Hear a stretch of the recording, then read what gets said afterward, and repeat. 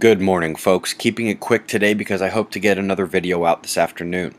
The quakes returned yesterday. You knew about the 6-pointer in Iran, but we also saw a 6.5 hit the Tonga region. FYI, the areas of Guatemala and Iran are both still active and rumbling. This quake watch will go down as the first 2013 failure with only 2 significant quakes within the watch period. Not enough to call it an uptick. Also, I was asked to mention that in the comment sections, other people are posting their quake predictions. I gotta say, some are doing it better than I am. I love these phytoplankton shots from NASA's Earth Observatory, swirling with the currents off the coast of France. I have major problems with this article. Not that I disagree with the title's premise, it's that they claim meteorites gave the moon its water, along with the Earth, when we know solar wind left water on the moon, and if Earth's water came from meteors, why did they favor Earth impacts to leave the other planets with so much less water? Either meteorites consciously play favorites, or that idea is incorrect.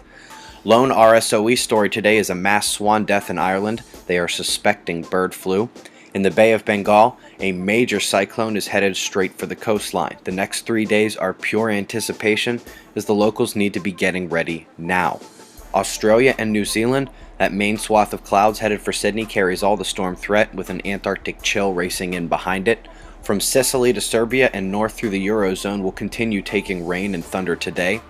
Pacific coast air coming straight from the tropics, which is why Washington and BC broke some heat records the last 2 days. You remember the counterclockwise spinning low from last week headed up the east coast, while now high pressure dominates the center. And with this elongated line of blue H's rather than a circle, we expect and indeed see the wind in that elongated pattern, but still holding the clockwise drive. Coming to Sonoma, we see we had another gamma ray burst last night. But honestly, that is the only space weather news today. Solar wind still cooling down with no magnetic disturbance or plasma penetration. The gong shows solar umbral fields having one of the most interesting twists we've seen during a 24-hour period. We now dance directly between the umbral openings of the sun, likely with some coronal holes coming as well. Flaring has been weak for 2 days, but all of a sudden, the sunspots are returning. We'll start with the big eyes on the northeastern limb. Disappointing so far, as these popped the M flares a few days ago.